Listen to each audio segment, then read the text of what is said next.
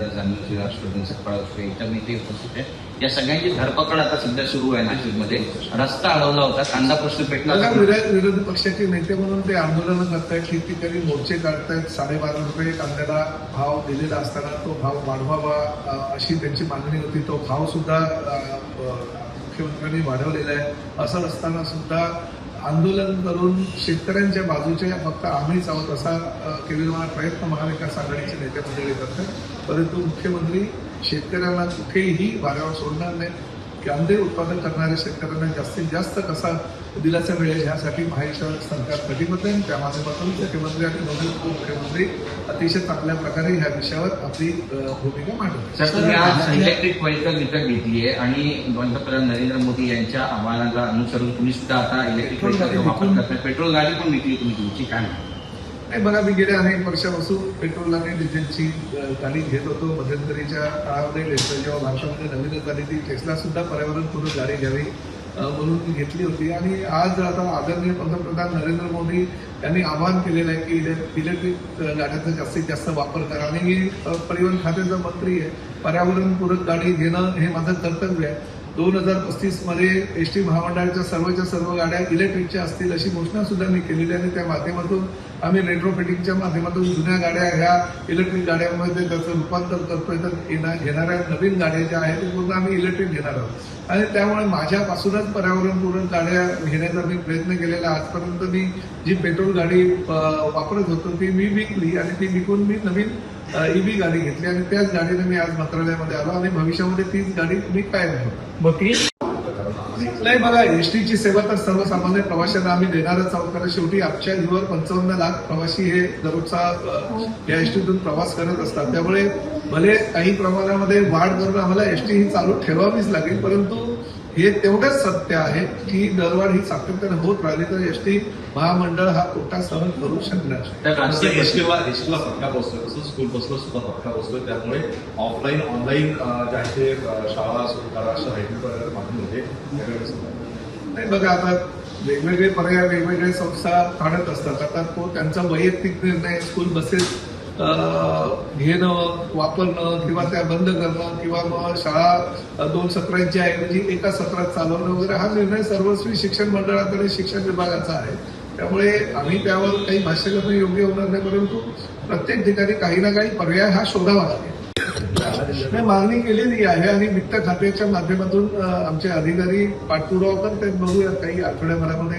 कारण शेवटी कसं आहे की फक्त एसटी महामंडळ नाही, राज्यातल्या इतर काही डिपार्टमेंटनी सुद्धा तशा पद्धतीची मागणी केलेली आहे. आणि त्यामुळे राज्याला निर्णय घेत असताना सर्व खात्यांच्यासाठी निर्णय घ्यावा लागेल. त्यामुळे थोड्या प्रमाणात वाढ बघावी लागेल. या संदर्भात मी माननीय मुख्यमंत्री आणि उपमुख्यमंत्र्यांशी बोलतो.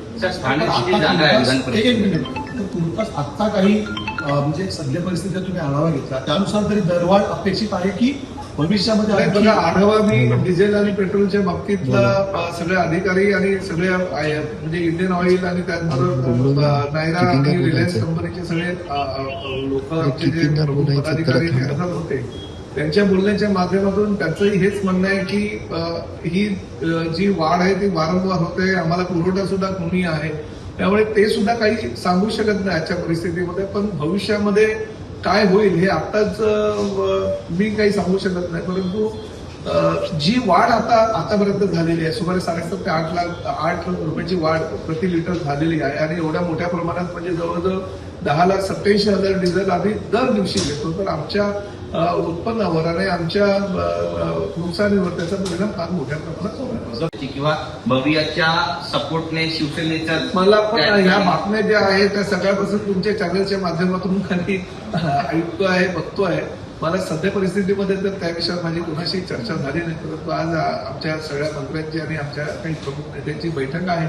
त्या बैठकीमध्ये आमचे मुख्य नेते एकनाथ शिंदे साहेब या संदर्भात आम्हाला काही मार्गदर्शन करतील. राहुल गांधींनी टीका केली मोदींवरती आणि जनतेच्या तिच्यावर घाला घालण्याचं काम करतात नरेंद्र मोदी अशा पद्धतीची. म्हणजे राहुल गांधी देशाचे आणि प्रामुख्याने काँग्रेसचे नेते, विरोधी पक्ष नेते आहेत. ते काय मोदी साहेबांची स्तुती किंवा तारीफ ते करू शकणार नाही.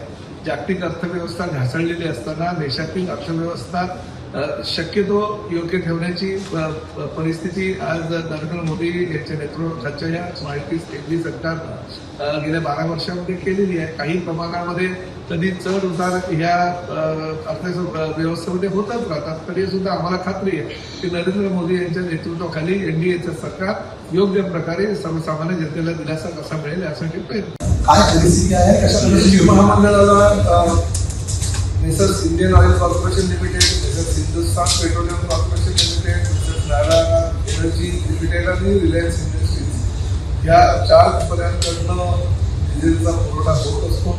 आणि प्रामुख्यानं आम्हाला दररोज सरासरी 10,87,000 लिटर हे रोज लागत असतं. कारण 14,500च्या आसपास आमच्या ह्या डिझेलच्या गाड्या आज रस्त्यावर धावत आहेत. आणि त्यामुळे हा पुरवठा कुठे थांबू नये, कारण बऱ्याच ठिकाणी पुरवठा कमी असल्या कारणामुळे काही गाड्या बंद पडण्याच्या निदर्शनास आल्यानंतर ही बैठक आयोजित केली होती. परंतु सर्वसामान्य प्रवाशांना सुविधा देण्यासाठी एसटी महामंडळ कटिबद्ध आहे आणि या सगळ्या कंपन्यांना आम्ही सूचना केलेली आहे, त्याचबरोबर विनंती केलेली आहे. आम्हालाही कल्पना आहे की पुन्हा देशामध्ये डिझेल आणि पेट्रोलची परिस्थिती जो सप्लाय आहे तो कमी असल्या कारणानं काही ठिकाणी अडखळलेली आहे. परंतु एसटी महामंडळ ह्या 55 लाख प्रवाशांना घेऊन सेवा देत असल्या कारणानं त्यावर कुठेही अडचण निर्माण होऊ नये यासाठी या बैठकीचं आयोजन करण्यात आलेलं होतं. प्रामुख्यानं सर्व पेट्रोलियम कंपन्यांनी मान्यही केलेलं आहे की आम्हाला जरी प्रति लिटर नुकसान होत असेल तरी एसटी महामंडळाचं साधारण 61 वर्षापासून आम्ही डिझेलचा पुरवठा करतो. त्यामुळे एसटी महामंडळाचं नुकसान कुठेही होणार नाही, त्यांना त्रास होणार नाही अशा पद्धतीची भूमिका त्यांनी घेतलेली आहे. त्यांचं मनापासून आभारी व्यक्त केले आहे. परंतु त्याचबरोबर आमच्या लोकांना म्हणजे एसटी महामंडळाच्या अधिकाऱ्यांना सुद्धा आम्ही काही सूचना केलेल्या आहेत की प्रत्येक आगारातून किमान 5 लिटर डिझेल हे दररोज बचत व्हायला हवी. आणि त्या पद्धतीनं जर 5 लिटर डिझेल प्रत्येक आगारातून आम्ही बचत केली तर जवळजवळ आमचं 1,000 लिटर डिझेल हे दररोज बचत होऊ शकेल. आणि त्यामुळे सध्याच्या डिझेल दरामुळे दररोज सुमारे 1 लाख रुपयाची आमची आर्थिक बचत होईल.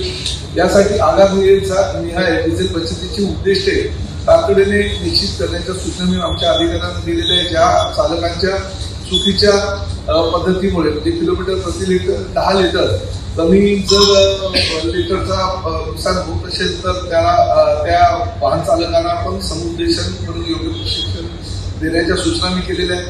बसेसची दैनंदिन तांत्रिक तपासणी व दुरुस्ती योग्य प्रकारे केली तर डिझेल कमी प्रमाणामध्ये जळेल आणि त्यामुळे तिथेही आमची बचत होऊ शकेल. डिझेल बचतीमध्ये उल्लेखनीय कामगिरी करणाऱ्या चालकांचा सत्कार करण्यात यावा, तसेच त्यांना प्रोत्साहन भत्ता देण्याची योजना चालू करण्याची मी सूचना आमच्या एसटी महामंडळाच्या सर्व अधिकाऱ्यांना दिलेल्या आहेत. आणि जे आगार डिझेल बचतीच्या निर्धारित उद्दिष्टापेक्षा अधिक बचत करतील त्या आगारांना दरमहा विशेष बक्षीस देण्याच्या सूचना सुद्धा मी केलेल्या आहेत. त्यामुळे पंतप्रधान आदरणीय नरेंद्र मोदीजी, राज्याचे मुख्यमंत्री देवेंद्रजी आणि उपमुख्यमंत्री एकनाथ शिंदे आणि सुरेंद्रताई पवार यांच्या माध्यमातून महायुती सरकारनं डिझेल बचतीचं आणि पेट्रोल बचतीचं जे उद्दिष्ट आपल्या राज्यामध्ये निर्माण केलेलं आहे अशा पद्धतीची योजना एसटी महामंडळाच्या माध्यमातून पूर्ण राज्यावर राबवण्याचा निर्णय एसटी महामंडळाचा अध्यक्ष या टप्प्यात डिझेल आणि पेट्रोलचे दर वाढत आहेत. परंतु शेवटी आम्ही सुद्धा राज्य सरकारकडे काही बचतीच्या दृष्टिकोनातून किंवा ह्या वाढीमुळे एसटी महामंडळाच्या उत्पन्नावर जो आहे तो परिणाम झालेला आहे. डिझेलच्या वाढलेल्या किमतीमुळे एसटी महामंडळाला जर आजची किंमत पकडली तर 310 कोटी रुपयाचं नुकसान हे वर्षाला होणार आहे आणि ते नुकसान एसटी महामंडळ सहन करू शकणार नाही. आजही जे डिझेलचे भाव आहेत ते काही स्थिर नाही आहेत. उद्या त्यामध्ये सुद्धा काही कमी जास्त प्रमाणात वाढ किंवा कमी होऊ शकेल. त्यामुळे सध्या परिस्थितीमध्ये आम्ही राज्य शासनाच्या ज्या काही सूचना आहेत त्याप्रमाणे आम्ही आमच्या अंमलबजावणी आम्ही करतोय. परंतु भविष्यामध्ये अशीच वाढ होत राहिली तर एसटी महामंडळाला सुद्धा भाडेवाढीशिवाय पर्याय राहणार नाही ही वस्तुस्थिती. तुर्तास जरी सुप्रीम कोर्टाने स्टे दिला असला तरी जवळपास 2,800 कोटी रुपये कुठेतरी ठाणे महापालिका आणि शासनाला देण्याचा भूर्दंड टीडीआरच्या स्वरूपामध्ये बसणार आहे. शासन गंभीर नाहीये का या बाबतीत? नाही, शासन फार गंभीर आहे. ती जमीन जी होती त्या जमिनीवर वन खात्याच्या नावाचा सातबाऱ्यावर कुठेतरी नोंद होती आणि तरी सुद्धा कोठारे नावाचा जो मूळ मालक आहे त्यांनी हायकोर्टामध्ये अनेक वर्षापासून ती केस प्रलंबित होती. त्या केसचा निकाल त्यांच्या बाजूने लागला. परंतु शेवटी महसूल खातं आणि ठाणे महानगरपालिका यांच्या त्या गोष्टी लक्षात आल्या. टीडीआर देण्याचं मागणी सुद्धा त्या जमीन मालकानं ठाणे महापालिकेकडे केली होती, परंतु तो टीडीआर दिला गेला नव्हता परंतु राज्याच्या महसूल खात्यानं सुप्रीम कोर्टाकडे याबाबतची मागणी केलेली आहे की हायकोर्टानं दिलेल्या आदेशाला स्थगिती द्यावी आणि निश्चितपणे ती जमीन परत एकदा वन खात्याच्या आणि महसूल खात्याच्या नावे जमा होईल. सर, एक शेवटचा प्रश्न. तुर्तास जरी सुप्रीम कोर्टाने स्टे दिला असता तरी जवळपास 2,800 कोटी रुपये कुठेतरी ठाणे महापालिका आणि शासनाला देण्याचा भूर्दंड टीडीआरच्या स्वरूपामध्ये बसणार आहे. शासन गंभीर नाहीये का या बाबतीत? नाही, शासन फार गंभीर आहे. ती जमीन जी होती त्या जमिनीवर वन खातं हे वन खात्याच्या नावाचा सातबाऱ्यावर कुठेतरी नोंद होती आणि तरी सुद्धा कोठारे नावाचा जो मूळ मालक आहे त्यांनी हायकोर्टामध्ये अनेक वर्षापासून ती केस प्रलंबित होती.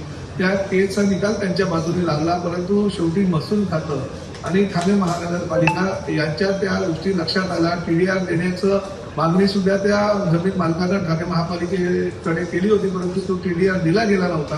परंतु राज्याच्या महसूल खात्यानं सुप्रीम कोर्टाकडे याबाबतची मागणी केलेली आहे की हायकोर्टानं दिलेल्या आदेशाला स्थगिती द्यावी आणि निश्चितपणे ती जमीन परत एकदा वन खात्याच्या आणि महसूल खात्याच्या नावे जमा होईल. सर, एक शेवटचा प्रश्न.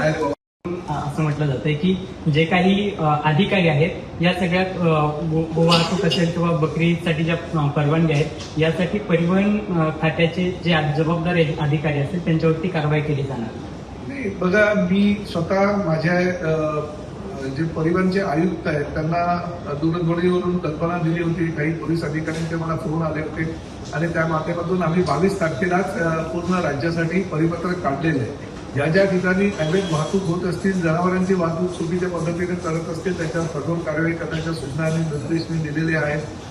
त्या माध्यमातून काही ठिकाणी आमच्या अधिकाऱ्यांनी गो तस्करी करणारे काही लोक आहेत त्यांच्यावर सुद्धा कारवाई केलेली आहे. शेवटी गोमाता ही राज्यमाता आहे. एकनाथ शिंदे साहेब मुख्यमंत्री असताना त्यांनी गोमातेला राज्यमातेचा दर्जा दिलेला आहे आणि राज्यमातेचा दर्जा दिल्यानंतर सुद्धा काही लोक स्वतःच्या वैयक्तिक स्वार्थासाठी बकरीच्या पार्श्वभूमीवर गोमातेची तस्करी करत असेल, गोमातेची हत्या करत असेल, अशा सगळ्या समाजकंटकांवर गुन्हे दाखल करण्याच्या सूचना मी माझ्या पोलीस अधिकारी तसेच परिवहन अधिकाऱ्यांना दिलेल्या आहेत आणि त्या माध्यमातून ठिकठिकाणी आम्ही जनावरांची ने-आण करणाऱ्या ह्या सगळ्या गाड्यांवर आम्ही बंदी घालतोय. त्या गाड्यांचे जे ड्रायव्हर असतील त्यांच्यावर गुन्हे दाखल करण्याची मोहीम पूर्ण राज्यभर आम्ही परिवहन खात्याच्या अधिकाऱ्यांच्या माध्यमातून राबवली.